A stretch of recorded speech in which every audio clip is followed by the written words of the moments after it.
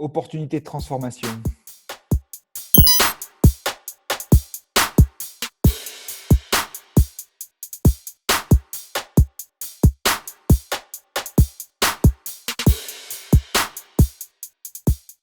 Dans les habitudes, on va dire, les habitudes professionnelles, c'est la délégation, en fait, c'est quand même imposé, puisqu'il y avait quand même beaucoup de choses à gérer en même temps, aussi bien l'écoute de nos clients, le maintien à l'emploi de nos salariés, hein, puisque donc, en tant qu'entreprise adaptée, on a quand même une grande majorité de personnes en situation de handicap qui ont des problématiques sociales, des problématiques familiales. Et ça, c'est un sujet quand même qui a été très, très important chez nous pour garder le lien avec nos salariés, peut-être beaucoup plus fort que dans une entreprise dite classique, hein. Un certain nombre d'outils se sont mis en place avec les ressources humaines. Donc, on a des formats de reporting qui sont beaucoup plus courts que ce que l'on avait auparavant et qui vont à l'essentiel.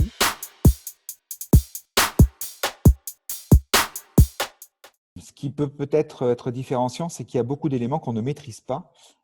Autant on a pu peut-être mettre en place des mécanismes financiers en réaction à la crise de 2008, autant celle-ci, on va cumuler bien sûr des mécanismes financiers pour relancer notre économie. Il va falloir aussi repenser l'accès à la santé sur nos territoires et puis avec un gros point d'interrogation de savoir si ce qu'on vit aujourd'hui ne va pas se reproduire dans quelques semaines ou dans quelques mois. Et ça, je pense que pour les spécialistes, c'est le gros point d'interrogation.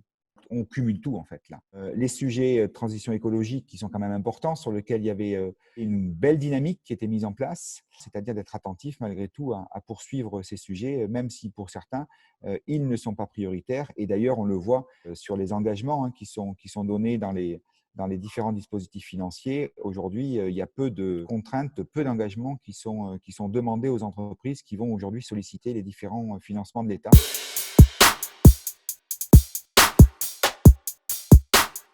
On s'est aperçu qu'on avait un certain nombre d'acteurs sur notre territoire qu'on pointait souvent du doigt parce qu'ils coûtaient cher à la collectivité. Je parle notamment de tout le tissu associatif et on s'aperçoit qu'aujourd'hui, eh ben, s'il n'y avait pas le tissu associatif, ça serait quand même très, très compliqué.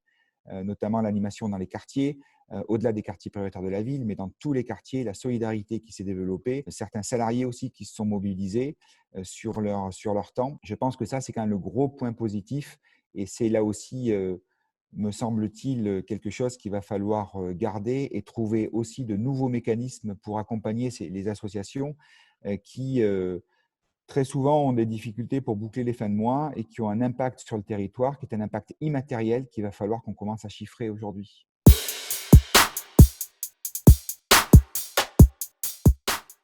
Peut-être de mettre de côté tous nos sujets de transition écologique, les enjeux de mobilité, c'est les enjeux de consommation, c'est les enjeux d'achat dans nos entreprises, peut-être vont être reportés dans des décisions, hein. Donc ça, c'est pour des entreprises qui rendent un service à l'environnement, et c'est notre cas hein, sur l'activité de traitement de déchets de bureau ou traitement des biodéchets. Voilà, on peut peut-être être inquiet sur la poursuite des engagements de nos entreprises.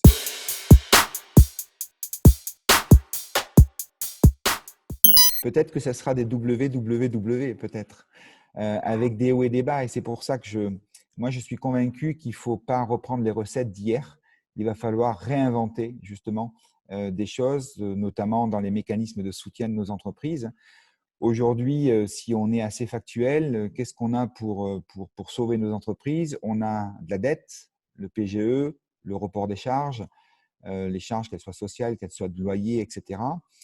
On a de la subvention qui est versée. On a quand même des millions d'euros de subventions qui arrivent sur notre territoire. Comment est-ce qu'on pense que nos entreprises vont continuer à investir avec quand même une dégradation de nos fonds propres?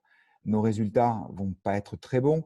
En ce qui nous concerne, ils sont négatifs. Donc, on va grignoter quasiment un peu plus d'un tiers de nos fonds propres. Et encore, on a des fonds propres significatifs. Donc, quels outils on va mettre en place? Et moi, je pense qu'il faut réellement réimaginer le rôle de la puissance publique sur de l'investissement dans des entreprises à impact. C'est toutes les entreprises qui ont découvert qu'il y avait aujourd'hui des circuits courts, qu'il y avait de nouvelles pratiques sur les achats. Et comment est-ce que l'État va pouvoir venir soutenir en investissement dans le long terme ces entreprises?